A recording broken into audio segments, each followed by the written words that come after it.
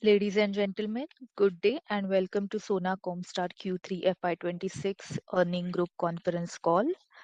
Please note all participants' line are in the listen only mode as for now.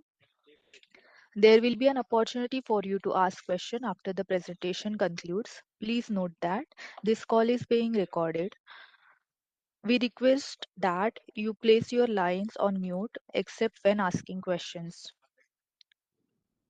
Some of the statements by management team in today's conference call may be forward-looking in nature, and we request you to refer to the disclaimer in the earning presentation for further details.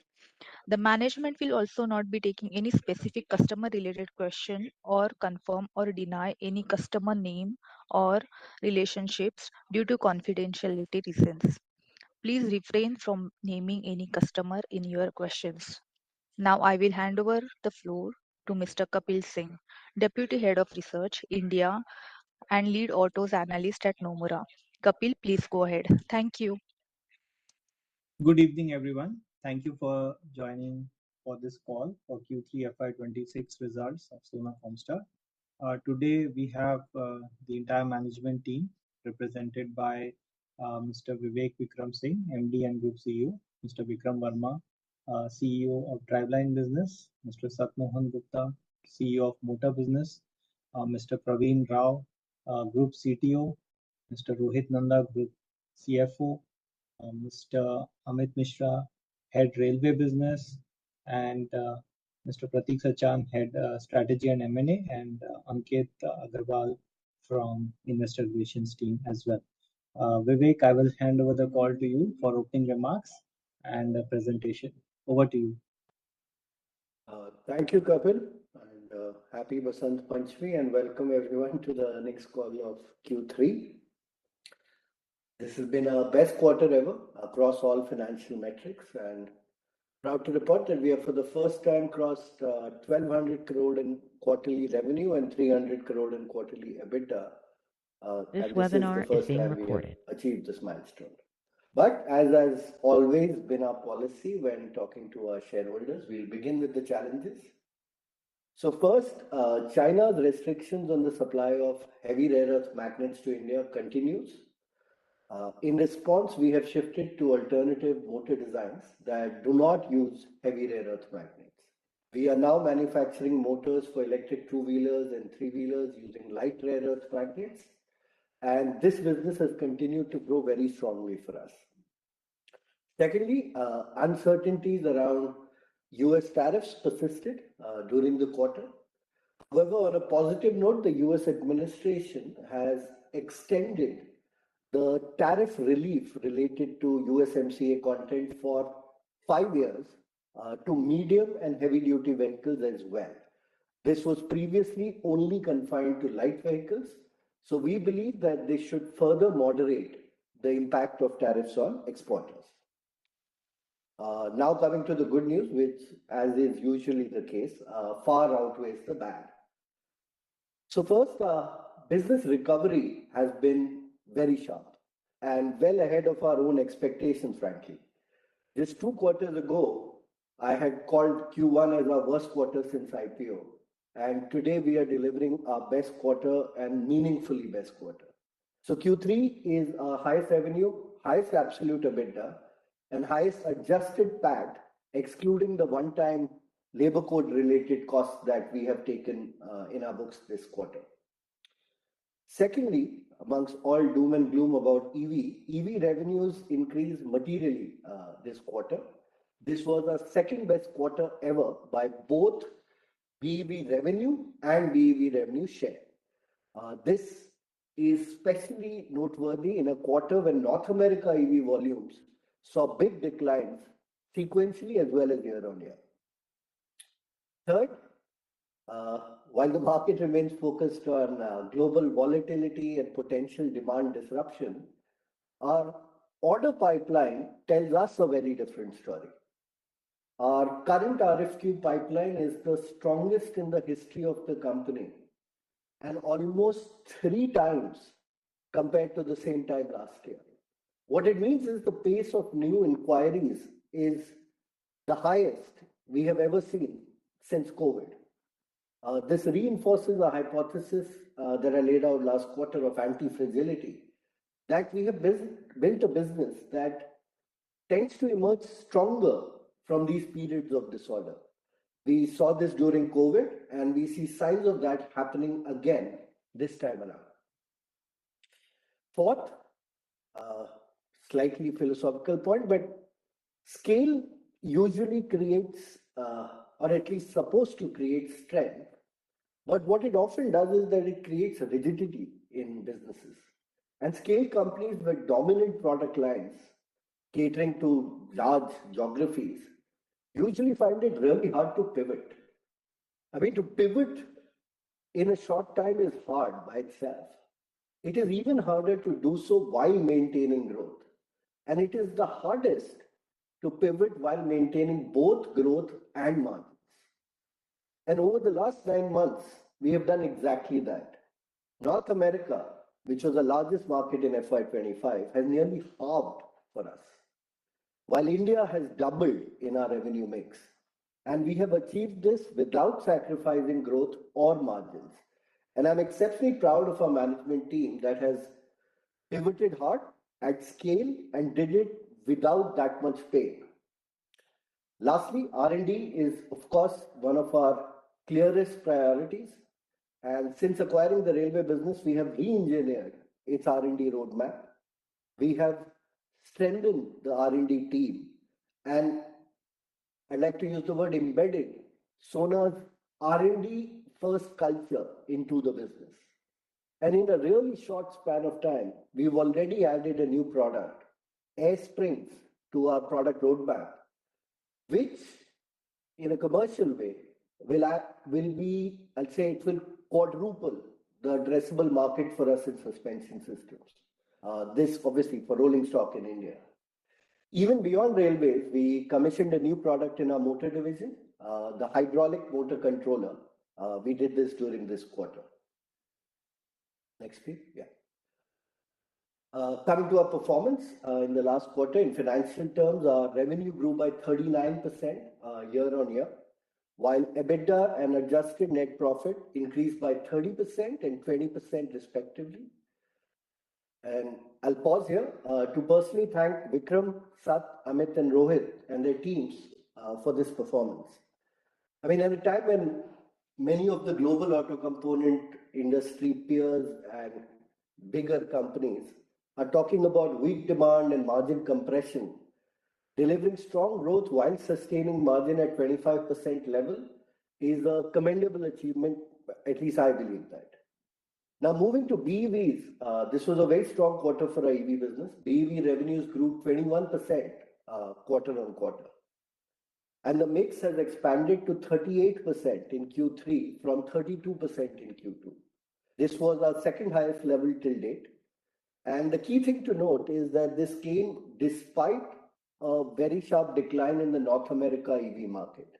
Volumes in North America EV market fell 45% quarter on quarter. Even on a year-on-year basis, our BEV revenues have largely held up. I know this is 3% down. This is despite North America, which is the second largest EV market.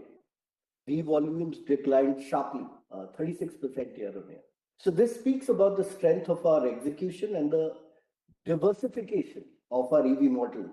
That map, which is now in the appendix, on how many programs across how many geographies and how many customers. That diversification is what helps us maintain this rate.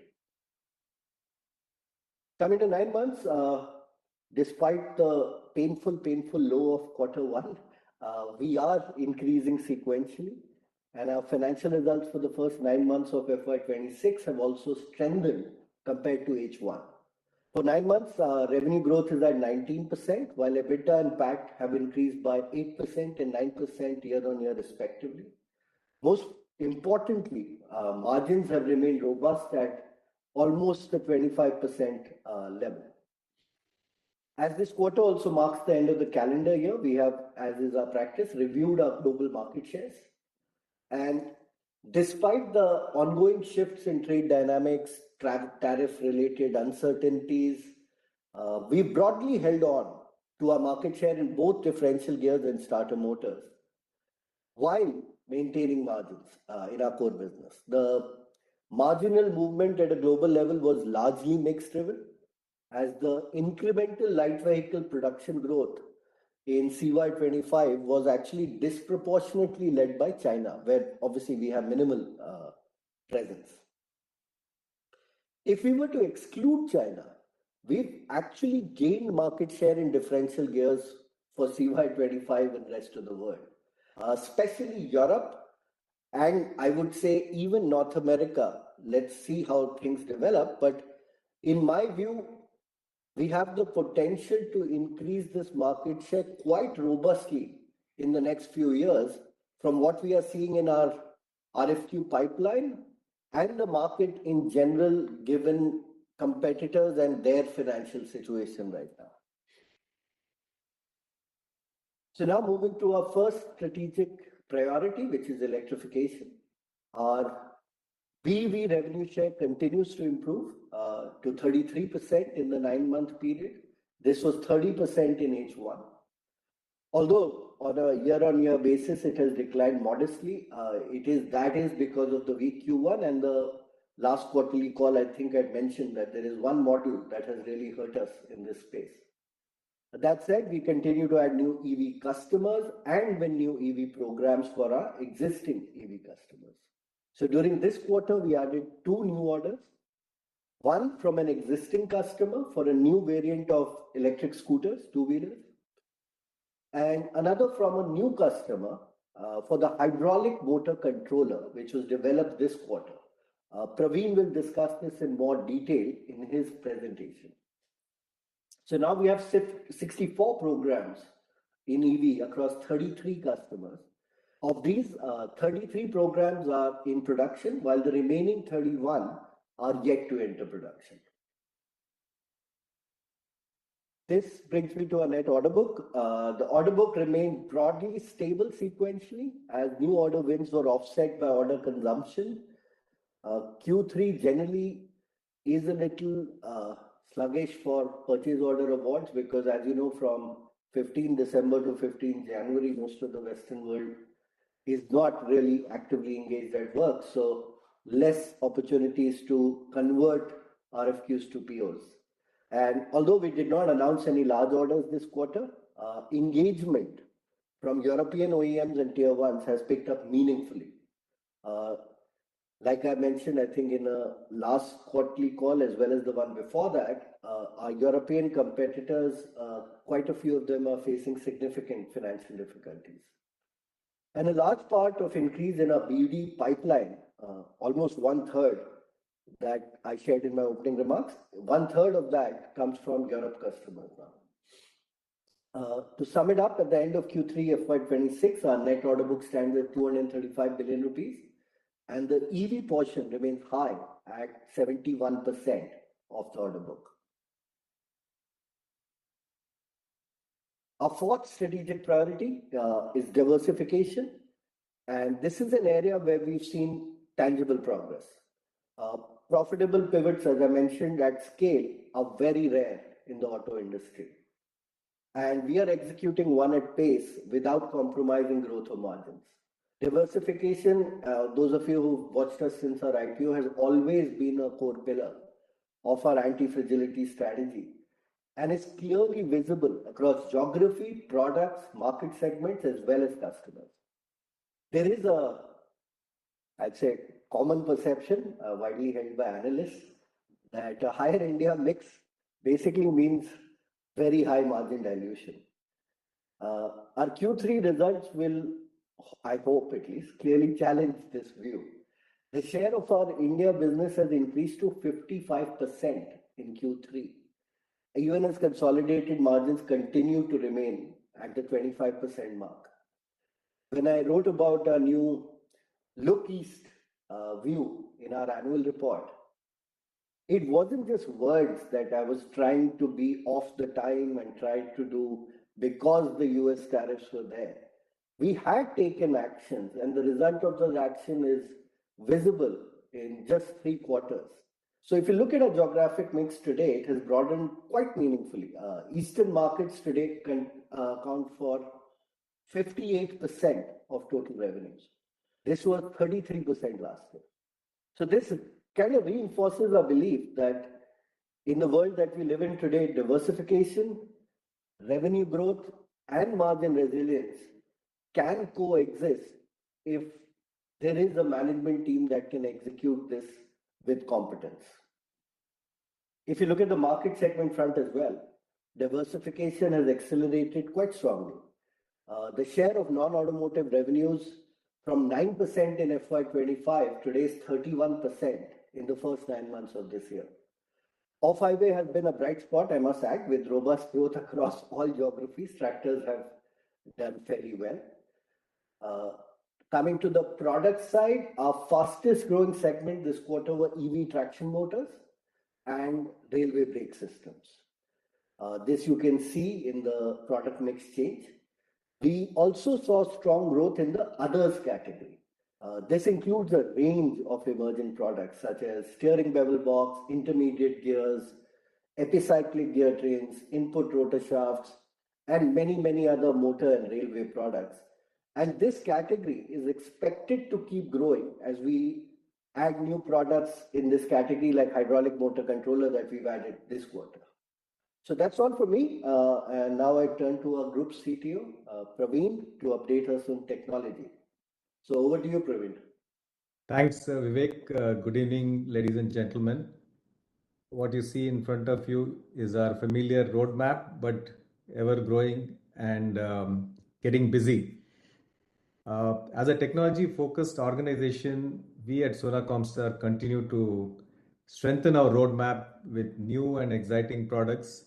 Our goal in this process continues to be increase content per vehicle as we graduate from pure components to subsystems to eventually complete systems. So this quarter, we are very happy to report addition of 2 new products to our roadmap. The first one, which you see on the left in the dotted circle, is the air springs for railway coaches. These air springs have become an important part of modern railway coaches. They provide enhanced passenger comfort and ride quality through superior cushioning. The addition of this product opens opportunities in growing segment of high-speed trains, including Rajdhani, Shatabdi, Vande Bharat, and Amrit Bharat. The addition of this air springs also makes Sonacom Star a comprehensive suspension system provider to the railways. The second product, which you see on the right side top, is the integrated hydraulic motor and controller for farm equipment. This compact motor with integrated electronics operates the hydraulic pump, which aids in lifting farm equipment as well as in steering, braking, and other auxiliary functions. This product will enhance our offering to the farm sector, where we already provide the traction motor and controller to leading OEMs. Next, please. The recent government notification on implementation of ADAS systems for M2, M3, N2, and N3 class of vehicles, or commonly known as medium and heavy commercial vehicles, assume significance for Sona Comstar. The graphic captures our foray into both in-cabin and exterior ADAS solutions. As you are aware, our sensors and software vertical Novelic is a pioneer in the field of millimeter wave radar solutions, and we have set up a state-of-art production facility in Chennai for an already awarded business. This in-cabin radar product has been further augmented with vision system to address the mandates covered under TDAWS, as you see on the slide, as per AAS 184 regulation. This integrated offering will make a comprehensive solution in the domain of driver monitoring system to the OEMs. On the right, what you see is our unique 180-degree field of view exterior radar solutions. And they provide an opportunity for OEMs to replace up to 12 traditional ultrasonic sensors and 4 corner radars with our just 4 radar sensors, while addressing all the mandates under the new regulations, including blind spot information systems, moving of information system, AEBS and LDWS. Sona Comstar will continue to leverage these breakthrough products to play a meaningful role in the growing ADAS market in India. Thank you, and over to you, Rohit. Thank you, Praveen. A very good day to you all. It's my pleasure to share our third quarter and 9-month results for the financial year 2026 with you. The quarter gone by has been the best quarter for the company, wherein for the very first time we've clocked revenue in excess of 1200 crores and EBITDA in excess of 300 crores. Our revenue for the quarter was 1209 crores, which is a 39% growth over the same quarter last year. BEV revenue was 320 crores, which is 38% of our automotive revenue and is lower by 3% year on year. EBITDA for the quarter was 305 crores, which is a growth of 30% over the same quarter last year. Our EBITDA margin was 25.2% for the quarter. Compared to the same quarter last year, it is lower by 1.8%, mainly because of change in the product mix. At profit after tax level, as you all know, there are new labor codes which have been notified by the government and are effective from 21st November 2025. Our profit after tax for this quarter had a one-time impact of 30 crore rupees from these newly introduced labor codes, mainly on account of additional gratuity provision and to a small extent because of additional leave encashment provision. Once we adjust our profit after tax for this exceptional cost, our PAT was 181 crores, which is a growth of 20% over the third quarter of last year. Our adjusted PAT margin was lower by 2.5% because of lower EBITDA margin and lower net finance income, despite lower depreciation cost as a percentage of revenue. Coming to the 9-month results. Next slide, please. Our revenue for the 9-month period aggregated 3,203 crores, which is a growth of 19% over the same period last year. BEV revenue was 795 crores, which is 33% of our automotive revenue and is lower by 14% year on year. 9-month EBITDA was 796 crores, which is a growth of 8% over the last year. And EBITDA margin was 24.9%, which is lower by about 2.7% compared to the same period last year, mainly because of change in the product mix. Adjusted for one-time impact of new labor code, which I just spoke about, profit after tax for the 9 month has grown by 9% and stands at 478 crores. Our PAT margin is lower by 1.4% due to lower EBITDA margin, despite lower depreciation cost. This brings us to the last slide, which is on key ratios. As I had explained in the last quarter also, different cost and working capital structure of the railway business is flowing through our key ratios that you see on the screen for the current financial year, like value addition to employee cost and turnover ratios in the current year when compared to the earlier years. But compared to what we reported last quarter, there are no material changes because last quarter itself had the impact of railway business already included. However, our return on equity ratio has slightly improved from the last quarter as deployment of capital in the railway business starts to bring in incremental positive impact compared to the finance income which it has substituted in the P&L account. In the end, there is an additional piece of information that I'm glad to share with you, which is that we have received our first year PLI benefit from the government during the month of January. So that completes our first cycle of PLI income booking and conversion of it into cash flow. With this, we have come to the end of our earnings presentation, and I'll now hand the proceedings back to Nomura team.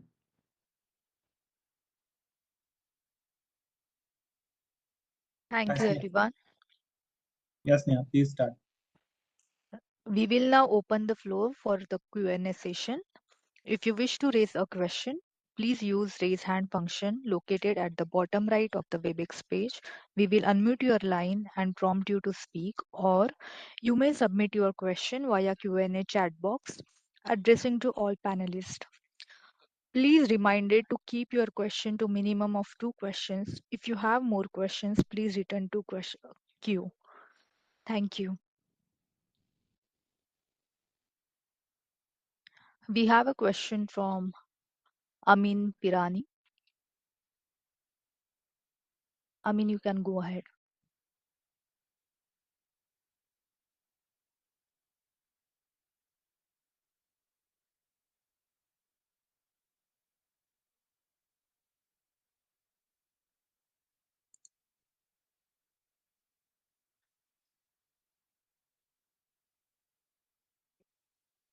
Amin, you can go ahead. I think, Sneha, we are not able to see him in the Okay. queue.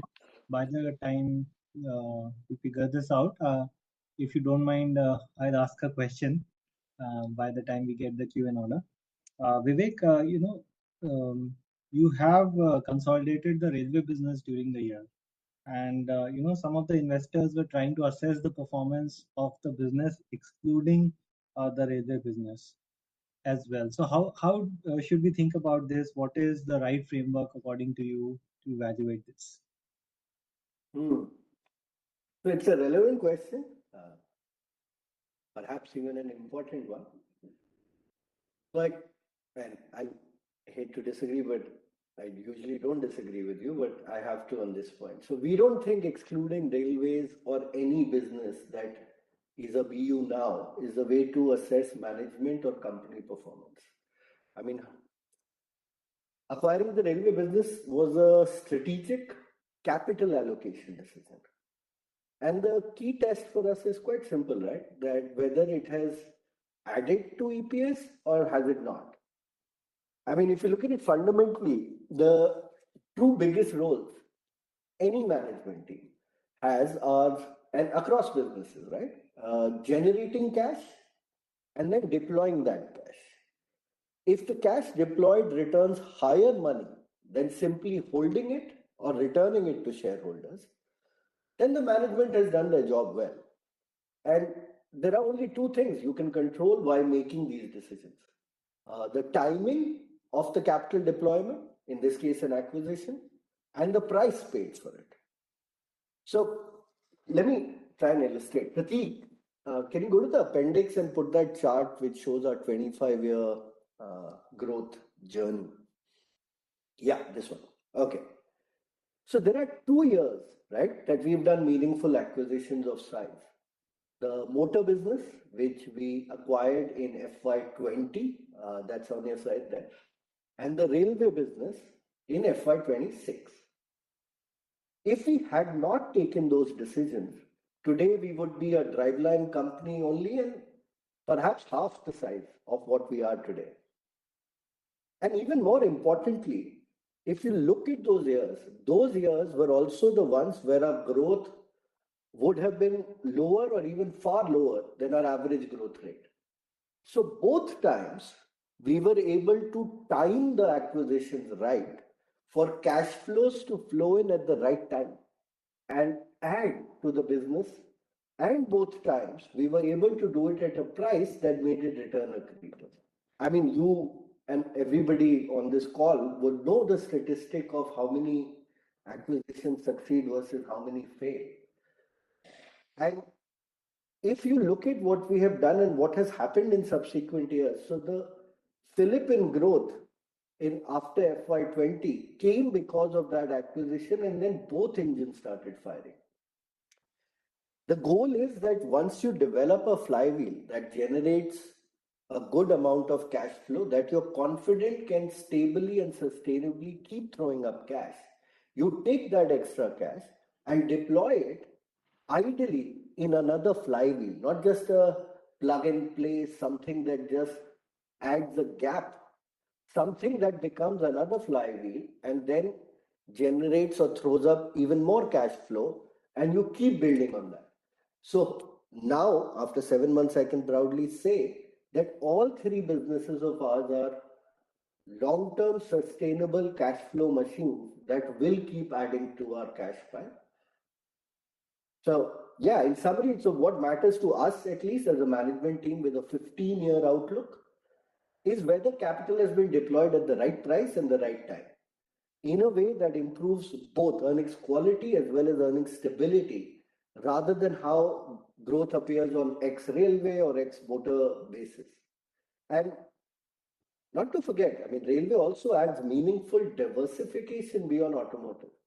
This is fully aligned with our long-term strategy, our often repeated stated goals. And I mean, going forward, very, very high probability that we will add another BU. We are keeping our powder dry, and with a strong balance sheet and I don't know, 1,000 or 1,100 crores of cash sitting with us, we are likely to continue deploying capital prudently wherever we feel that there is clear earnings accretion and strategic fit. So 10 years later, when you look back at us, how will you judge that what should I exclude and what should I include? We are a evolving company. We are a growing company. We will keep becoming something else from what we are today. Fair enough. Thank you. Just one last question from my side is on the new products that we have showcased. More on the ADAS opportunity. Could you elaborate a little bit on this? Are we going to supply only the radars, or are we going to be system integrators? And what is the value proposition that we offer? Is there a competitive advantage here compared to what is available in the market today? So Just trying to get a sense of what could be the TAM. TAM's pretty big, but we will focus only on the radar module. I'll be honest.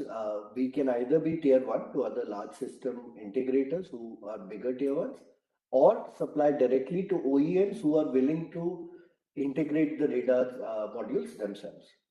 Praveen can talk about the cost as well as the technical advantages. Praveen? Yeah.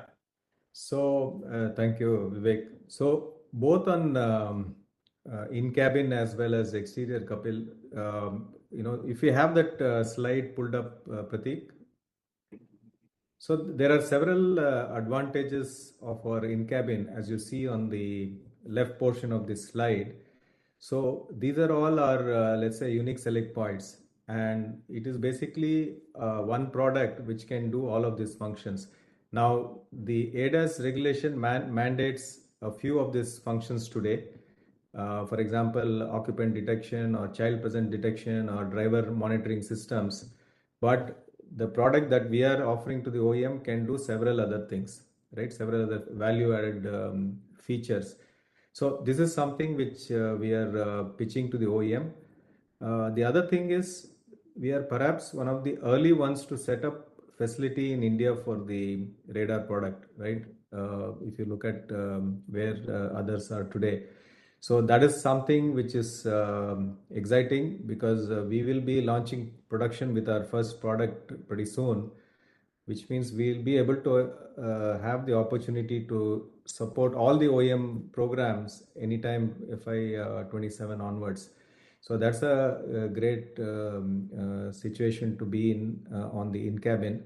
Exterior, with all the mandates that is coming up, we have a product which, as I said, can replace ultrasonics and corner radars. So that's a huge advantage. In money terms, it's almost like half of what they would be spending today to have this ultrasonic and radars. So it is definitely a big advantage, and we are pitching to OEMs, as both a technical advantage as well as from a cost point of view. And now with the production facility being there, we are ready to support. So all in all, I think it is very timely with the regulation coming in, pitching in. FY20, calendar year 27 is when at different points in time for existing as well as new vehicles, it will be mandated, and we are ready to support. Yeah. Thanks. Sneha, over to you. We have question from Gunjan Prithiani. Gunjan, you can go ahead.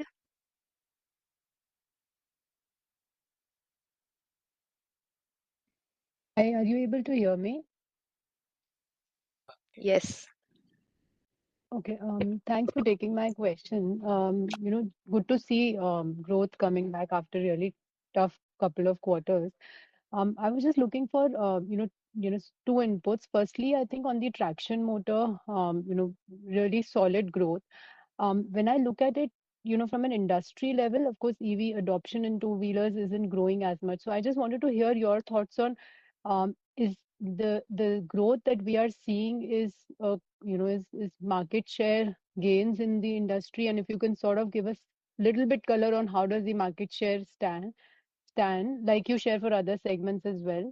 And how big is this three-wheeler opportunity? Has it started to also add in meaningfully? So, a bit more color on how do we think about the growth outlook on the traction motors?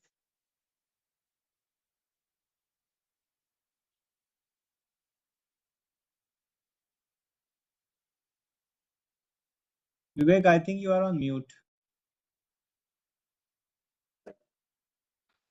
I was saying that Gunjan doesn't need to thank us for taking a question.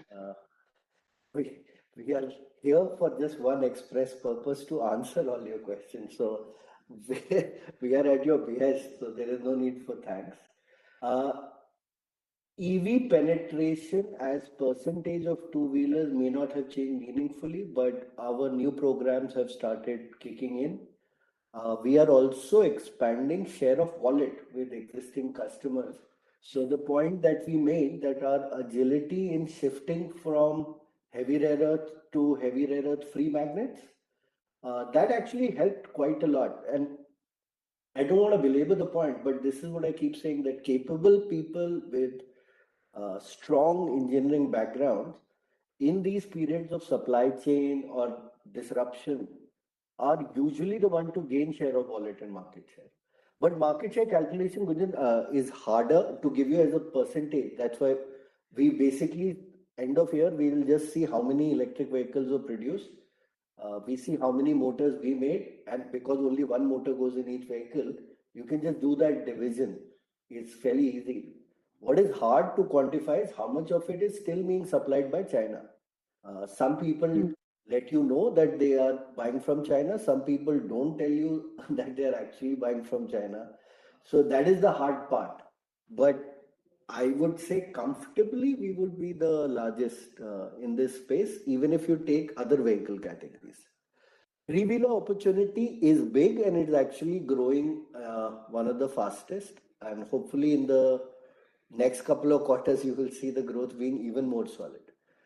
What? Because the value is also much higher, right? As the power and voltage go up, the value goes up non-linearly. Actually, it goes up much harder. Because of which I would say for the next 5 years also, I would expect traction motors and controllers to be our highest growth segment. By far, I think. Okay, got it. No, that's good to hear. I guess I think the value opportunity, I assumed is yet to kick in from the three-wheeler piece. So, Some has that's what already started. This quarter, some more programs will start. So it is coming in faster than anticipated. And obviously, the big boy piece, which is the four-wheeler bit, is something that we are working on. And hopefully, we can share something in the times to come. But yeah, it's closer than one expected. But got it. that's a really big segment because even if you take a small number of vehicles, and I know that for some reason we say BEV is the only one which has traction motor, all plug-in hybrids also have traction motors.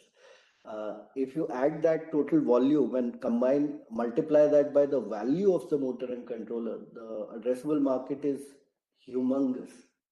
Even a small portion is a big and meaningful thing for us.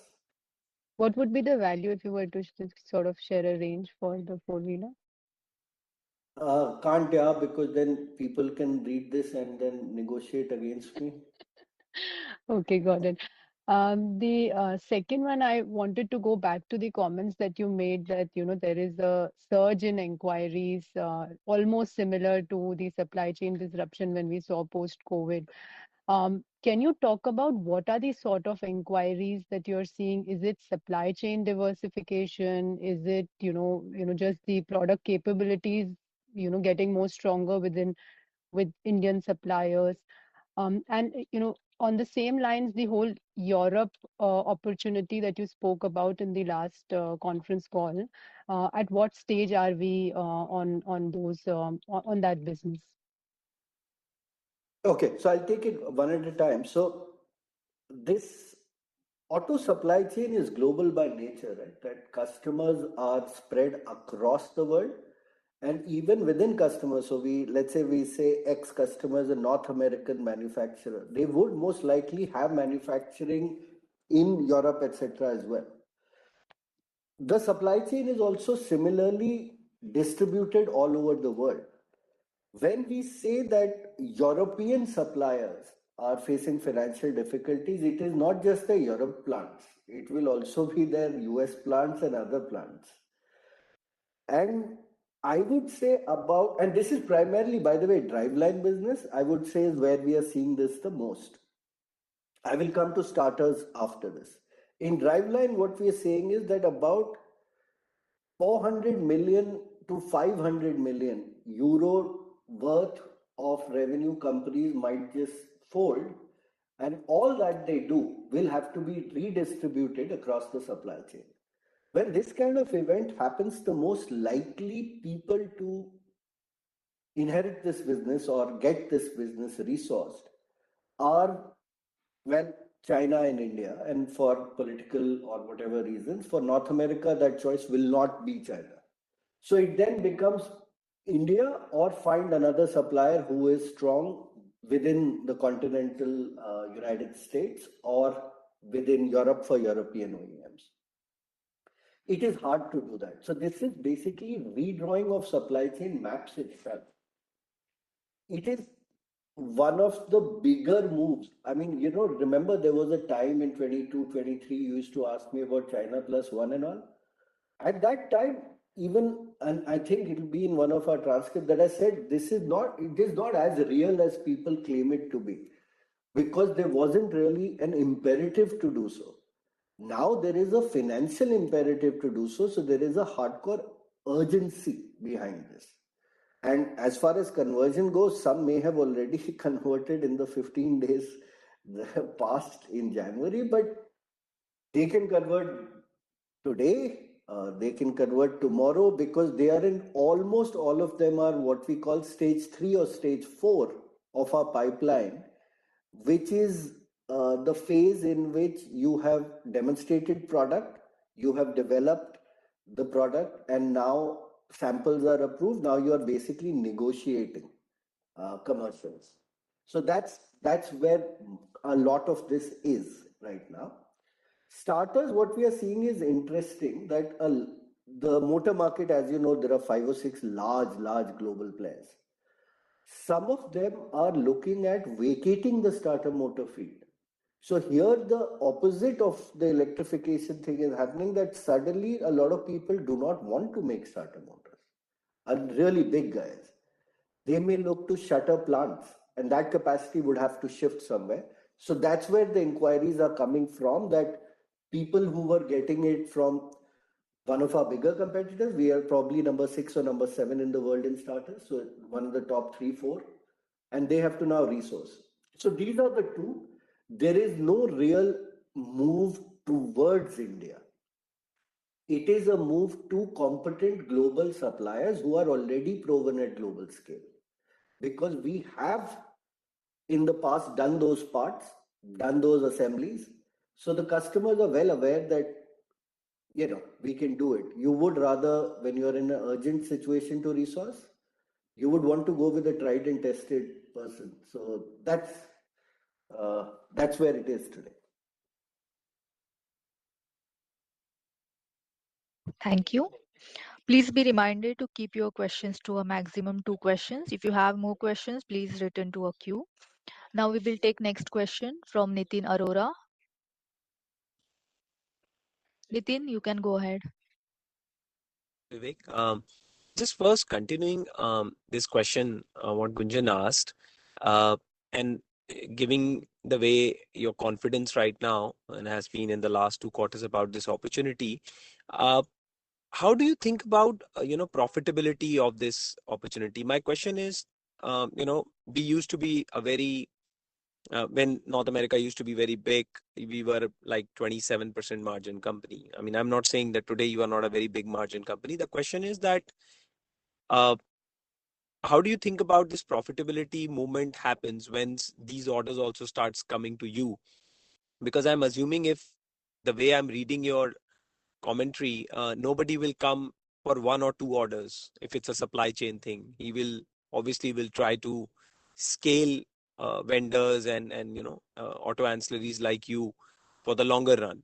Um, so how do you think about profitability on that account? And second, uh, I know India is becoming big for you now. Um, uh, and I need your outlook more on one aspect, which is commercial vehicle, which is Mhm. a lot of noise in the last 2-3 quarters. And we as an analyst always think that, eventually the fundamental should prevail. The fleet size is pretty aging, growth should come back, but it has always been a false start. But this time it's almost like a third month where the industry is growing in almost 20% plus.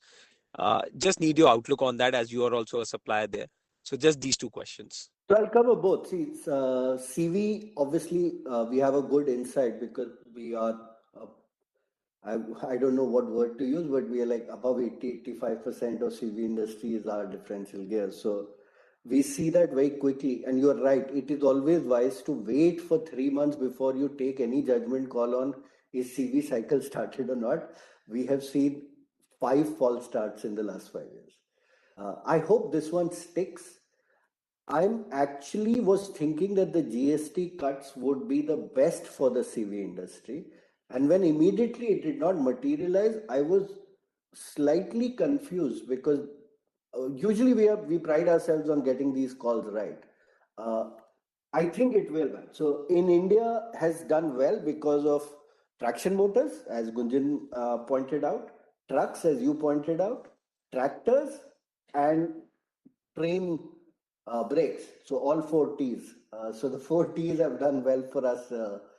And I think all four are going to continue for some time.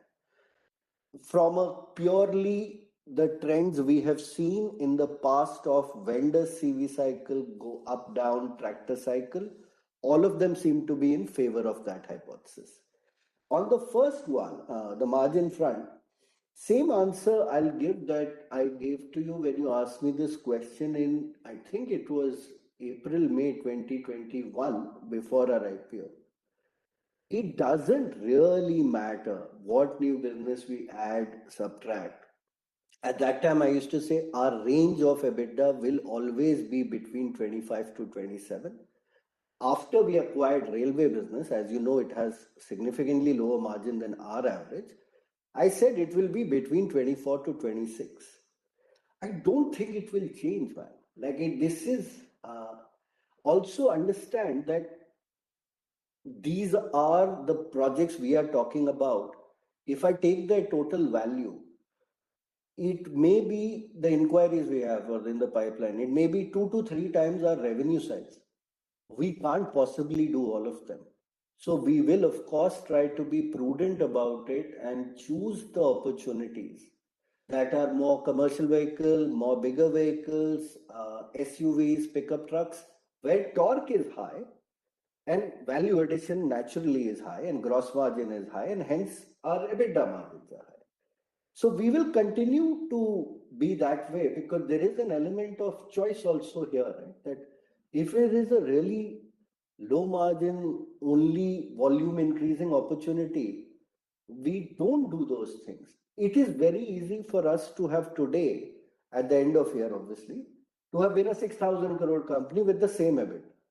But those empty growth type of programs, we will almost always reject unless there is a high strategic reason to do it that because of doing that we get something else which is meaningful. Otherwise, we don't. And most of these opportunities that are coming, maybe actually most of them that I can remember at least, are higher margin than what we do today. On the India piece, I think going forward, hopefully the EU-India FTA should happen. Going forward, I'm also keeping my fingers crossed of India-US trade deal happening. If those two do happen, I think this pendulum will swing back, and then West portion of our revenue will also go up. We do not seek that India should become 80%, because what is the meaning of diversification then? So we would want to keep a healthy mix, and we do see that North America and Europe will increase in the times to come.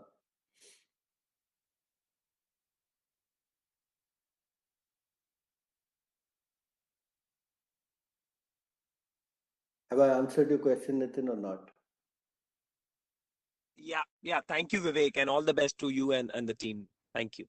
Thank you, Nitin. Vivek, I'll take Amin's question. He's not able to connect. Can you comment on how we should think about the recurring impact of labor codes on employee costs going forward? Probably this is for Rohit. This is 100% for Rohit. Yeah. So, see, our current estimate is it should be around 4 crores a year.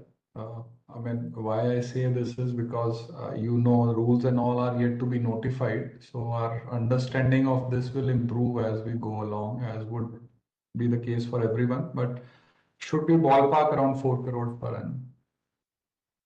Okay. Rohit, while we have you, there are a few questions from Raghu as well, which are on the financials. So just let me run through one by one. There is an improvement in gross margins QOQ.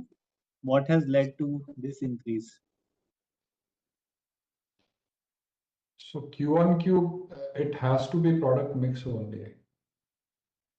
Yeah, it will be product mix. So if you have more products that are assembled in nature, I would say, versus if driveline grows. No, driveline will have more, right? Once you make from component will have higher gross margin, and the ones you assemble will have lower gross margin. So that's just a mixed thing. I think the second question we have covered on recurring impact of employee expenses from Q4. He specifically asked from Q4. Yeah, so okay. I mean, if it has to be that specific, 4 crores per annum will mean 1 crore a quarter. Yes. Are the discussions with Europe OEMs at advanced stage for orders relating to driveline parts due to bankruptcy of 3 competitors? I thought Vivek already covered it, no? Yeah, yes. And I think I'm now reading those questions. So there's one question on exact PLI amount and all. Rohit, please do not answer that. Then one question is, would total railway revenue be around 357 crores this quarter? Sorry? Would total railway revenue be 357 crores this quarter? So we don't report segment-wise or BU-wise revenue. I think we are trying to take this, like I explained at length to you, Kapil, we are trying to take this thing away from this, I'd say almost Excel sheet oriented approach that what row is what, and then you have to, we are not, a job is not to, help with better models. Our job is to run a business. These three things are product lines. Our job is to ensure that on a consolidated level, we as a company continue to do well. What contributes, what is an internal MIS metric? It is not for outside. We give a fair amount of color on which product, etc., has given what. I think that is enough. We have always been very transparent on that. We have not ever changed or gone back on how much we report. But more than that, sometimes becomes analysis for no real outcome. Okay, and what is the potential of hydraulic motor controller? Yeah, Praveen, if you'd like to answer that one. So, thank you. So, as I opened up on the hydraulic motor controller, so it has wide applications in the farm sector, and As you would know, in farm sector, you have a lot of agricultural implements which are used for towing, plowing, sowing, and many things like PTO operation. So all of that actually run on hydraulics in most cases. So to run the hydraulic pump, you need a hydraulic motor, right? And that's what we are launched. So application is widespread in the farm sector. We have just begun with one program, but the opportunity is immense, and especially with electrification happening in tractor segment, it is only bound to grow. So, Sneha, back to you. There's another interesting question that I noticed because I read the Q&A thing. Someone asked about differential assembly revenue. Why has it grown sharply on a Q1Q basis? One of our customers, our oldest EV customer, has had some differential assembly revenue recovery, I will say. And then some other customers also, their programs, especially in Europe, actually EV growth in Europe has been fairly decent for us. So EV plug-in hybrid, so differential assemblies has grown because of that reason. And the person who noted it, I have to compliment him. This is absolutely the correct analysis that for 3 consecutive quarters, we saw decline in those volumes. So we were very happy that this quarter it finally started inching back up.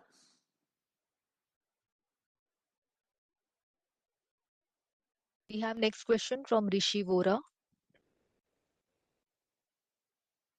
Rishi, you can go ahead.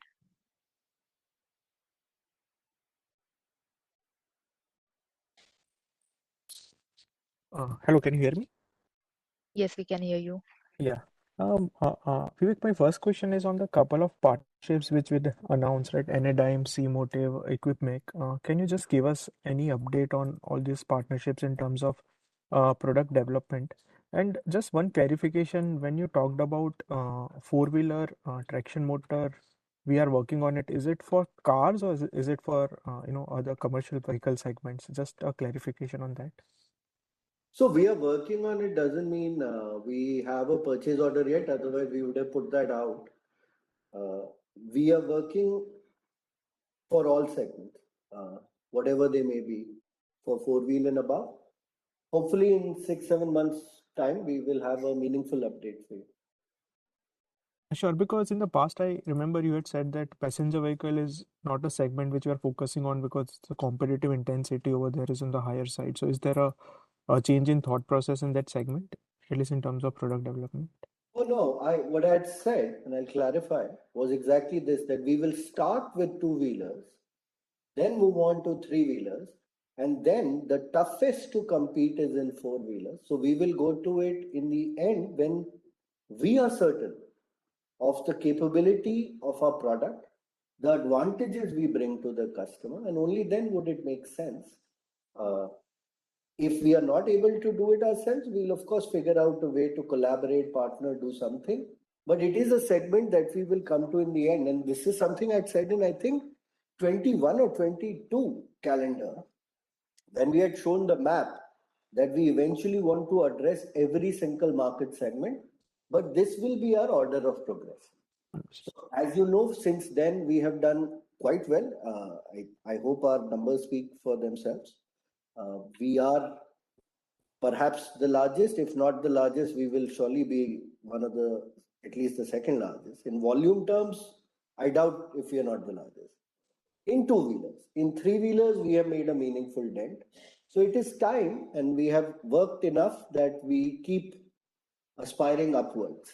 On your second question, again, these are partnerships that were formed in 21 and 22. Not that much. These were, and now with the hindsight advantage, I think in public markets, purely R&D type of partnerships should not be announced because people ask questions as if there'll be commercial opportunities. We were trying to explore. So I'll tell you all three. All three were trying to develop rare earth free motors. I will let Praveen and Sat talk about where we are with each other then. But it is not something that can happen instantly. For 200 plus years, motors have been made using magnets. To challenge that, you need breakthrough innovation and almost inventive leap. And that does take a much longer time frame. We continue to work with, I think, Equipmake, Anytime, as well as C-Motive. We continue to monitor it, but Sat and Praveen can guide more on where we are with those. Thanks, Vivek. On Equipmake and Anytime, I mean, we are working with both the companies and both the partners. We are trying to see that, I mean, how we can perfect the application requirement into these technologies. So right now it's under validations and trying to address some of the concerns of the current application requirement. On C-Motive, maybe Praveen can help on. Yes. Yeah. Thanks, sir. So C-Motive, as we informed earlier, it's a kind of a moonshot technology. It's what's called electrostatic motors. So their primary applications were industrial, basically to replace, let's say, conveyors or electric fans with this kind of motor. The automotive was a challenge to be handled later because automotive talks about reliability, safety, form factor, and packaging and other things.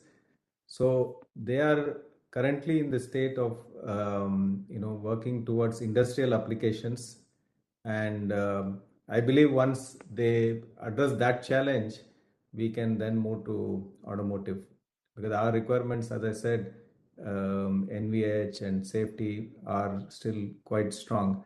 So I think that is for the future, but for now, I think they still have work to do before we get to automotive. But Rishi, good of you to remember such old things. Thanks team for the answer. And one just last question for Rohit. If you could just refresh on the commodity contracts because aluminum copper prices have gone up sharply. So is it a pass through in all our sub segments or like just what are the broader contractual terms for the commodities? So, see, steel is a pass-through for driveline business. For motor business, copper and aluminium is a pass-through. Steel is not a pass-through in all the contracts. It's only a pass-through in some of the contracts. So that's how it will stack up.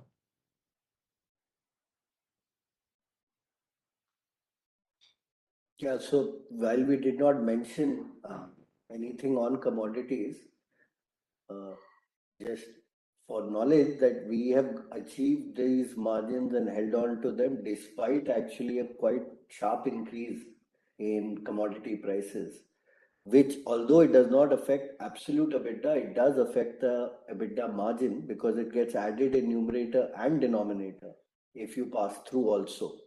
So whilst mostly we pass through, but numerically it always depresses margin. It has happened to us in FY22. If you remember, that was the first time our margins fell below 25%. When we go above 26 or 27%, that happens when commodity prices cool off quite a bit, and then numerically or mathematically the margin goes up.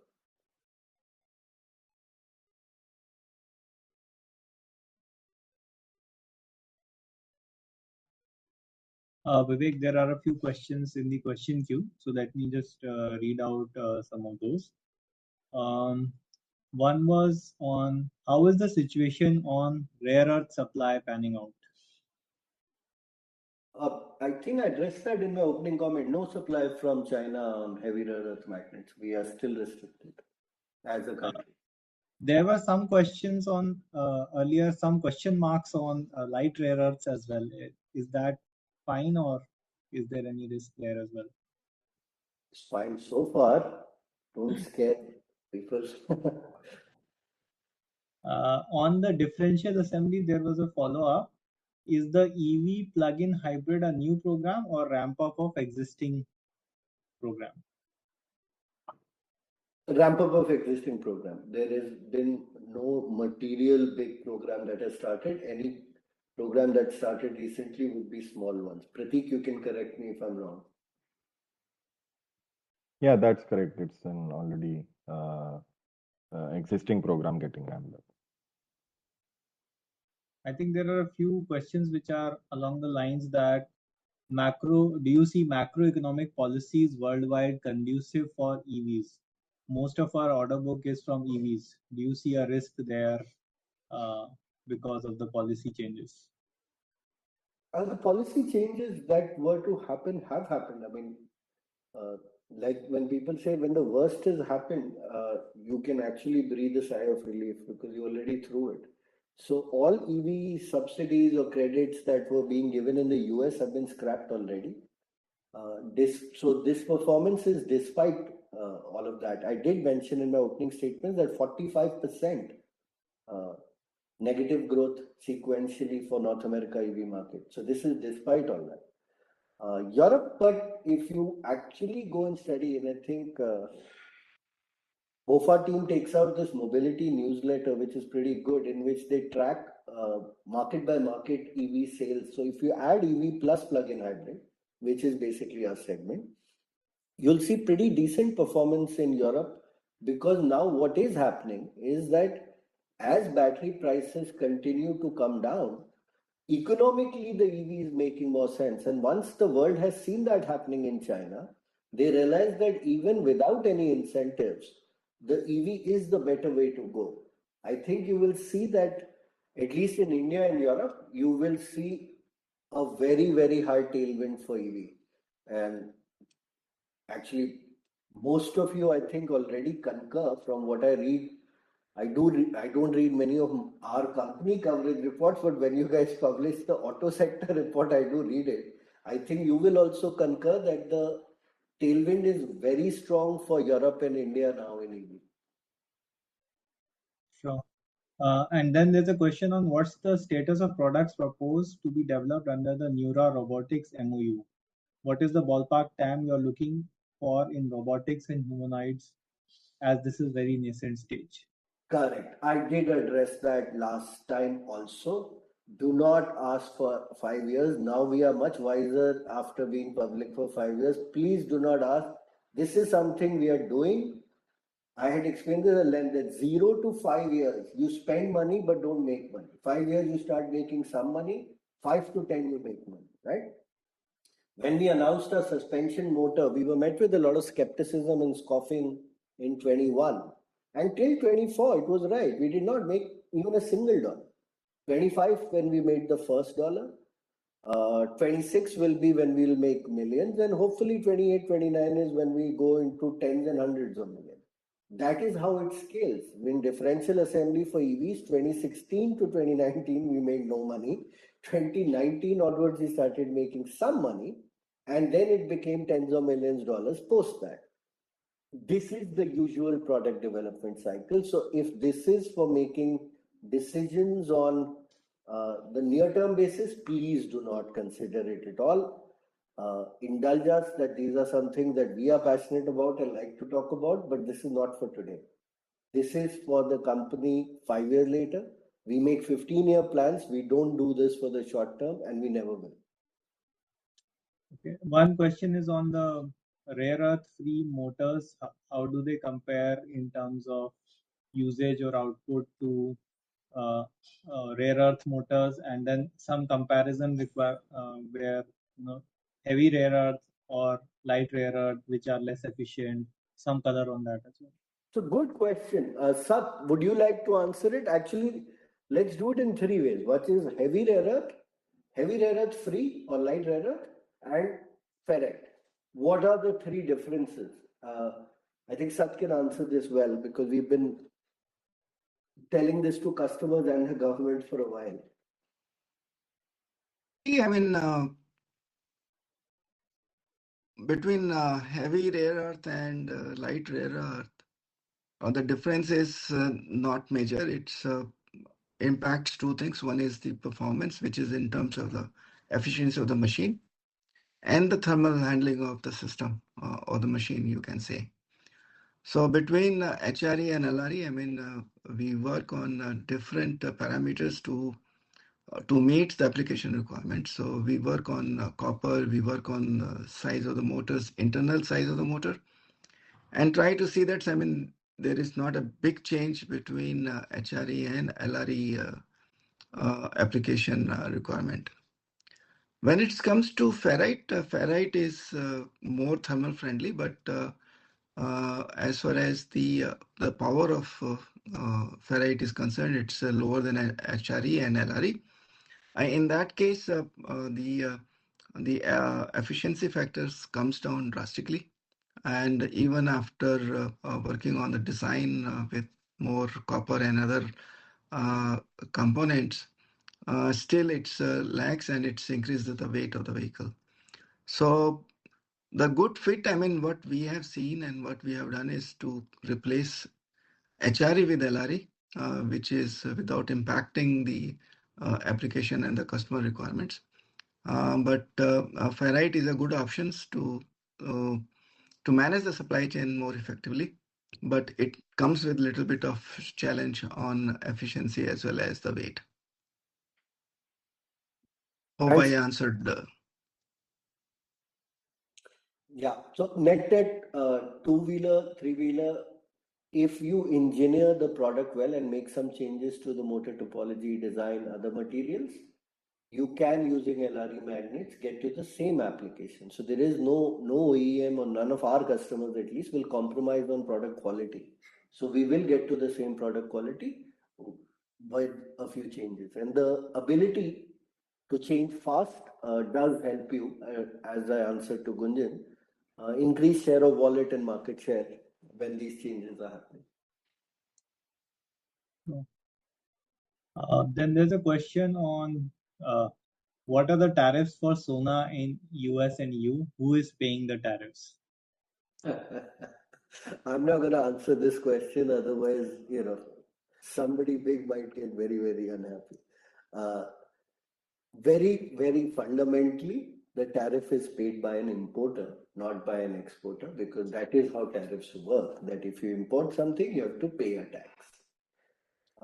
That is what it is. Apart from that, I think it's well known. It's not like Sona has some special arrangement with any country or government. Everybody has the exact same tariff rates if they are from a certain country or if their products fall under a certain HS code. So it is defined by HSN codes and you pay that tariff accordingly. Then one question is regarding the strong RFQ pipeline. How long does it take for the order book to translate to revenue? Good question. I think the question should be how long does it take to first translate to order book? Yeah, I think the first part is the one that once you get a purchase order, anywhere between 12 to 18 months is what it takes for revenue to flow in. Sometimes even longer. It can even go up to 24 to 30 months. Depends on how early that OEM has moved. What we are talking about are also special situations in which it is what is called a running change. That you have a supplier and you're switching midstream. Those typically are shorter time cycles. So the answer is very sadly that it depends. It depends from program to program, context to context. As swiftly as 8-9 months and as long as 30 months from start to revenue. And one question on financials is employee cost has increased 14% QOQ. Can you indicate the reason for increase and whether further increase is expected in the near term? No, so we don't expect an increase in the near term. I mean, of course, some part of the employee cost is also linked to the revenue, but the staff cost, there is an annual increment cycle which we have, which is from October to October. And that's the reason why you see increase in the employee cost here. So in the near term, it should not go up. With this, I think I've covered all the questions in the queue. Sneha, back to you. Thanks, everyone. Due to time constraint, we have to conclude this call now. If you have any further follow-up questions, please feel free to email your Nomura sales representative or corporate access team. Thank you, everyone, for your time. You may now drop off the call. Thank you. Thank you, everyone. Thank you. Everyone.